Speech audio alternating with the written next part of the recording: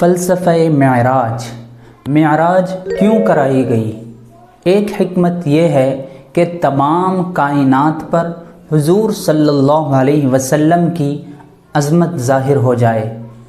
آپ مسجد اقصیٰ تشریف لے گئے، وہاں پر انبیاء کی امامت فرمائی تاکہ آپ کی افضلیت تمام انبیاء پر ظاہر ہو جائے۔ آپ آسمانوں پر تشریف لے گئے، وہاں پر سارے فرشتوں کی امامت فرمائی تاکہ ان پر آپ کی افضلیت ظاہر ہو جائے۔ غرض کہ حضور صلی اللہ علیہ وسلم جدھر جدھر سے گزرتے گئے وہاں پر آپ کی افضلیت کو ظاہر کر دیا گیا۔ اللہ تعالیٰ نے فرشتوں سے فرمایا کہ میں زمین میں اپنا نائب بنانے والا ہوں۔ فرشتوں نے عرض کی کہ پروردگار، تو ایسے شخص کو اپنا نائب بنانے والا ہے جو زمین میں فساد پھیلائے گا، خون ریزی کرے گا۔ رب تبارک و تعالیٰ نے فرمایا جو مجھے معلوم ہے وہ تم نہیں جانتے، یعنی میں حضرت آدم علیہ السلام کی اولاد میں اپنے محبوب حضرت محمد مصطفیٰ صلی اللہ علیہ وسلم کو پیدا فرماؤں گا، اور تمہاری نظر فسادیوں پر ہے، میری نظر میرے محبوب کی آمد پر ہے جن کے لیے میں نے ساری کائنات بنائی ہیں۔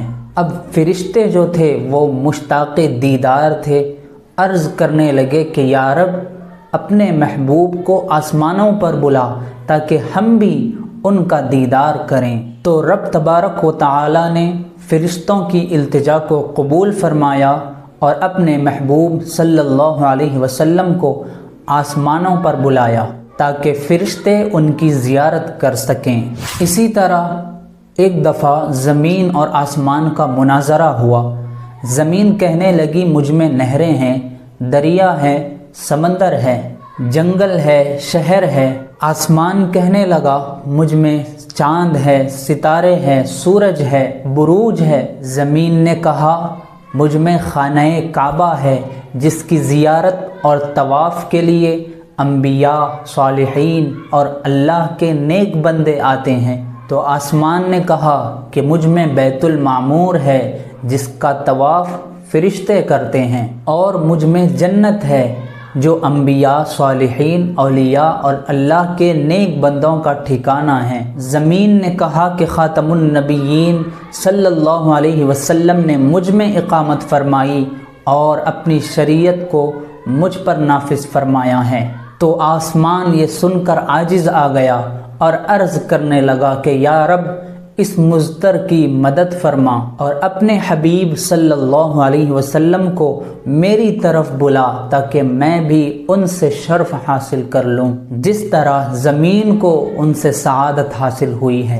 اسی لیے شب معراج کے موقع پر پیارے آقا صلی اللہ علیہ وسلم نے آسمان کو شرف عطا فرمایا۔ رب تبارک و تعالی نے موسیٰ علیہ السلام سے فرمایا کہ موسیٰ، اپنا عصا یعنی لاٹھی زمین پر ڈال دو۔ زمین پر ڈالی، اژدہا بن گیا۔ فرمایا پکڑ لو، اور جب پکڑ لی تو وہ اژدہا دوبارہ واپس لکڑی اور عصا بن گیا۔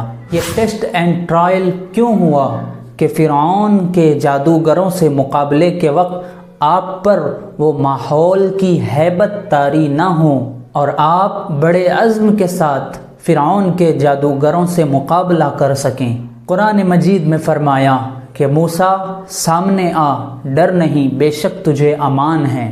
کل قیامت کے روز آقا صلی اللہ علیہ وسلم نے شفاعت فرمانی ہے اور شفاعت کا دروازہ آپ ہی نے کھولنا ہے۔ تو معراج کے موقع پر آپ کو کائنات کے عجائبات اور جنت کے درجات اور جہنم کے مشاہدات کرا دیے گئے اور بڑی بڑی نشانیاں دکھا دی گئی تاکہ قیامت کے روز اس ماحول کی ہیبت آپ پر طاری نہ ہو اور بڑے عزم اور استقلال کے ساتھ آپ شفاعت فرمائیں۔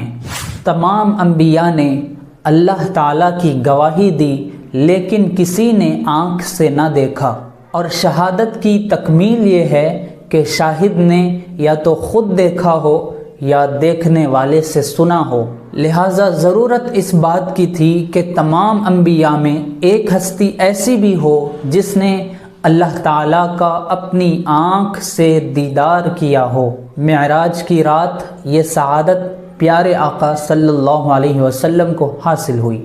ایک حکمت یہ تھی کہ پیارے آقا صلی اللہ علیہ وسلم تمام اقسام کی وحی سے مشرف ہوں، اور وحی کی ایک قسم یہ ہے کہ اللہ تعالیٰ ڈائریکٹ کلام فرمائیں، اور یہ وحی کی اعلیٰ قسم ہے، اور معراج کی رات یہ ہوا۔ کفار کے ظلم و ستم حد سے بڑھ گئے، خاندان کا بائیکاٹ کیا گیا، چچا اور بی بی خدیجہ رضی اللہ تعالی عنہا کا انتقال ہوا۔ پیارے آقا صلی اللہ علیہ وسلم بہت ملول اور غمزدہ تھے۔ تسکین قلب کے لیے یہ سفر معراج ہوا۔